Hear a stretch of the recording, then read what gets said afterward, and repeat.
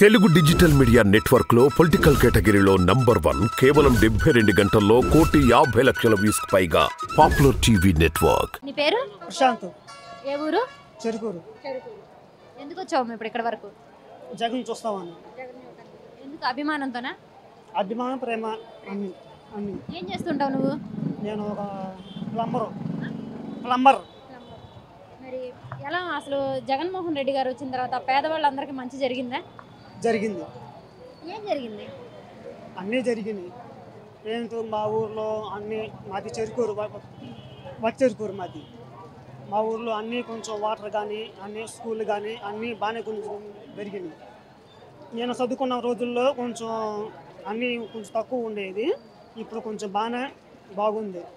ప్రశాంతంగా కొంచెం స్కూల్స్ అన్ని మంచి డెవలప్ అయ్యాయి. సూపర్ జరిగింది. మరి మళ్ళీ ఇప్పుడు ఎలక్షన్స్ దగ్గరకు వచ్చినాయి. జగన్మోహన్ రెడ్డి గారు మళ్ళీ బస్సు యాత్రతో వస్తున్నారు. మరి జనాలు ఎలా వస్తున్నారు? ఫుల్గా ప్రేమతో, అభిమానంతో వస్తున్నారు. వీళ్ళందరినీ కూడా డబ్బులు ఇచ్చి తీసుకొస్తున్నారు అంటున్నారు. అది ఎంతవరకు నిజం? కాదు అది ప్రేమతో వస్తున్నారు, అభిమానంతో వస్తున్నారు.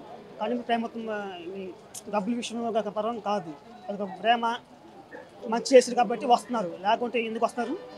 మరి గత ప్రభుత్వంతో పోల్చుకుంటే అసలు ఇప్పుడు జగన్ గారి ప్రభుత్వం ప్రజలకి చెప్పిన హామీలన్నీ నెరవేర్చిందా? జరిగినాయి. ఇప్పుడు ప్రేంట్ మా ఊరు నుంచి రావడానికి ఎక్కడైనా కానీ ప్రేంట్ కానీ, గుంటూరులో కానీ బైకులు కానీ ఏమైనా కానీ వస్తాను పోతాను కానీ, ఈ విషయం కానీ బైకులు మడికి ట్రాఫిక్ కానీ ఏమీ కొంచెం బాగానే ఉంది. అదొకటి ఫుల్ బైకులు ఎక్కడ ఆపకుండా కొంచెం ఇదిగా ఉంది.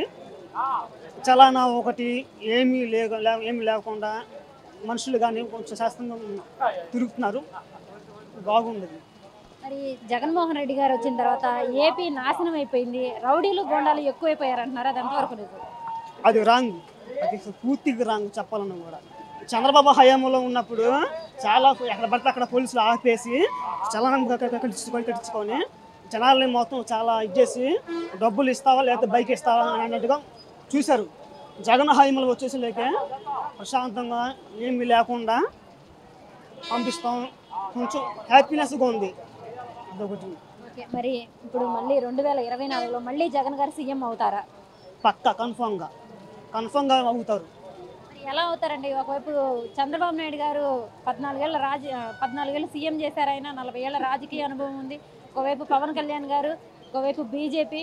ఇంత మహాకూటమిలో మరి జగన్ గారు గెలుస్తారంటారా? గెలుస్తారు, కంపల్సరీ గెలుస్తారు. ఏమి వచ్చినా కూడా కన్ఫర్మ్గా వచ్చేది జగన్మోహన్ రెడ్డి గారు. కన్ఫర్మ్గా వస్తారు డిఫరెంట్గా. 175కి 175 ఏం చేసినా కూడా కన్ఫర్మ్గా జగన్ గారే వస్తారు.